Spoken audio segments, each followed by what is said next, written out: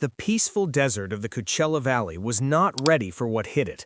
The Indian Wells Tennis Garden, a place that tennis lovers around the world affectionately call tennis paradise, has been completely taken over. Not by a storm, not by a controversy, but by a 20-year-old left-handed tennis player from the Philippines named Alexandra Eala. As the official main draw ceremonies wrapped up, California erupted in a sea of blue, red, and yellow. Filipino flags were everywhere. The energy was unlike anything this tournament had ever seen before, and the effects were being felt far beyond the stadium walls. If you want to stay on top of every twist and turn in the Alex Eala story as it unfolds, hit that subscribe button right now and turn on your notifications so you never miss a single update. Now let us get into exactly what happened when the Eala effect arrived in the California desert. The first place people noticed something unusual was in the ticket markets.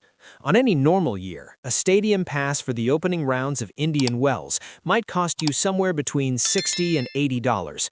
That is the standard price for a solid day of early round tennis at one of the most prestigious tournaments outside the Grand Slams. But this was not a normal year. As of the Monday morning when the draw was announced, tickets for any session featuring Alex Eala were being resold on platforms like StubHub and SeatGeek for upwards of $400. Some were going for $600. Courtside seats in certain cases were crossing the $1,000 mark. Experts watching the secondary ticket markets had never seen anything like it for a player ranked 31st in the world.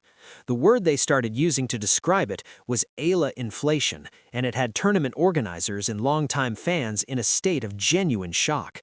The reason behind this explosion was not hard to understand once you looked at the geography. The Filipino diaspora in California is one of the largest Filipino communities anywhere in the world outside of the Philippines itself. From San Diego up to San Francisco, thousands upon thousands of fans decided that Indian Wells 2026 was going to be their moment. They were not going to miss it, regardless of what the tickets cost.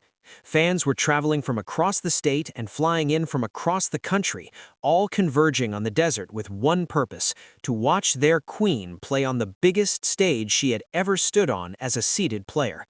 This was not simply a tennis crown showing up for a tournament.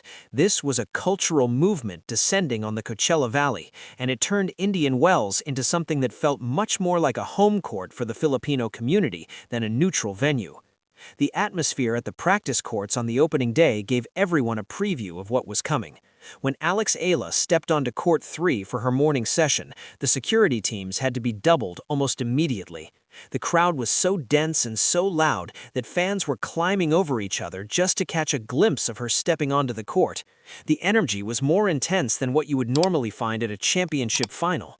Season ticket holders who had been attending Indian Wells for 20 years found themselves surrounded by thousands of roaring fans chanting in Filipino before a single ball had been struck in the main draw.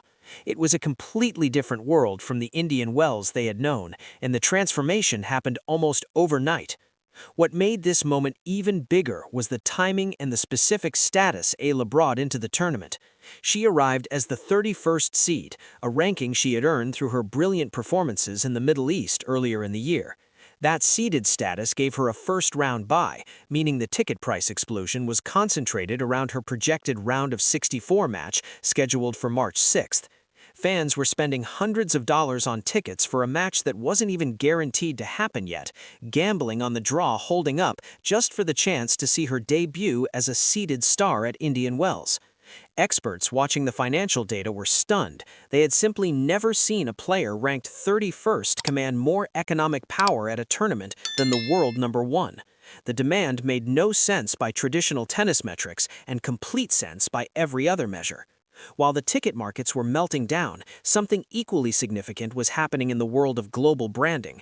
Just days before the tournament began, details had leaked about Alex Eala's visit to the Nike World Headquarters in Oregon, and what those details revealed was nothing short of extraordinary.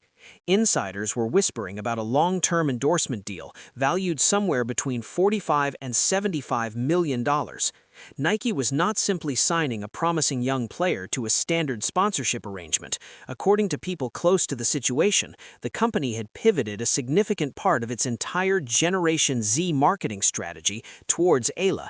She was being positioned not as a rising star to watch, but as a successor to legends like Serena Williams and Maria Sharapova. That is the level Nike was thinking at when they looked at Alexandra Eala. The impact of that Nike relationship showed up immediately at the Indian Wells merchandise store. The newly released Alex Eala signature collection, featuring the national flower of the Philippines, had barely made it onto the shelves before it was completely gone. The Sampaguita patterned gear sold out faster than anything the tournament store had ever seen. Sales figures showed that Eala's merchandise was outselling the combined gear of the 5 highest-ranked players in the draw. Top 10 players in the world were reportedly looking at the promotional push Nike was giving to a 31st-ranked player with obvious frustration. But as the experts pointed out, Nike was not making decisions based on current rankings. They were making decisions based on the more than 100 million Filipinos around the globe who were ready to buy anything with the Eala name attached to it. The math was simple, even if the situation was unprecedented. The economic shockwave did not stop at the gift shop either. Tournament organizers reported that the surge in what people were calling Eala mania had triggered a record-breaking influx of international tourists into the Coachella Valley. For the first time in the history of this tournament, the majority of hotel bookings and restaurant reservations were coming from fans traveling from Manila, Singapore, and cities across the United States. Local businesses around Indian Wells were experiencing a boom that had nothing to do with the usual tennis crowd. This was a full-scale economic takeover driven entirely by the arrival of one 20-year-old from the Philippines. Demand for tickets to her potential matches became so intense that tournament organizers began having conversations about installing giant screens outside Stadium 1 to accommodate the thousands of fans who could not get inside but still wanted to be part of the experience. While all of this financial and cultural chaos was unfolding around her, Alex Eala herself was doing what she always does, working. She was spotted in both Oregon and California looking more focused and more locked in than ever. She understood that being talked about as the face of tennis came with a very real responsibility to back it up on the court. The weight of an entire nation's expectations was sitting on her shoulders, and she was not treating it lightly. She had made a significant strategic decision ahead of the tournament that sent a clear message about her intentions. She was skipping the doubles competition entirely to focus 100% of her energy on the singles draw. In the brutal desert heat of Indian Wells, where matches can be physically punishing and the schedule is relentless, she was not willing to spend a single unnecessary ounce of energy. She was there for the big trophy and nothing else. Then there was the draw itself. Because Alex had secured the 31st seed, she avoided the chaos of the first round, but the bracket placed her in one of the most dangerous sections of the tournament. If the seeds held, she was on a direct collision course with the world number 1 Aryna Sabalenka in the round of 32. That projected matchup sent the Filipino community into a frenzy and had experts arguing passionately about whether Eala was truly ready to take on the most powerful player on the tour. But what was fascinating was that a significant number of those experts actually believed she could do it. The high-bouncing courts of Indian Wells, they argued, were historically tricky for Sabalenka's flat power game. The conditions tended to favor variety and spin, which happened to be exactly what Eala brought to the court with her left-handed game. Her recent victory over world number 7 Jasmine Paolini in Dubai was cited repeatedly as proof that she was not just capable of beating top players, but was specifically dangerous against the kind of aggressive baseline game that Sabalenka relied on. Ticket prices for that potential third-round class had already hit 4 figures before the tournament had officially begun. People were not paying to watch a tennis match. They were paying to see whether the Eala hijack could claim its biggest victim yet. Even standing outside the gates with no ticket, thousands of fans wanted to be in the desert just to feel the atmosphere on the day that match might happen. But Sabalenka was not the only dangerous name in Eala's projected path. The draw also placed potential matchups with the defending champion and the legendary Venus Williams, who had returned to Indian Wells on a wildcard, somewhere in Eala's section of the bracket. Experts were calling it the Group of Death. Every single match from the round of 64 onward was going to feel like a final. And yet, in a tournament filled with Grand Slam champions and top-ranked players, the one everyone was talking about was ranked 31st in the world. The prize money stakes added another layer to everything. The champion of the BNP Paribas Open would walk away with a check for $1.15 million, more than 64 million Philippine pesos. Beyond the money, the ranking points on offer had the potential to push Eala into the world top 20 for the first time in her career.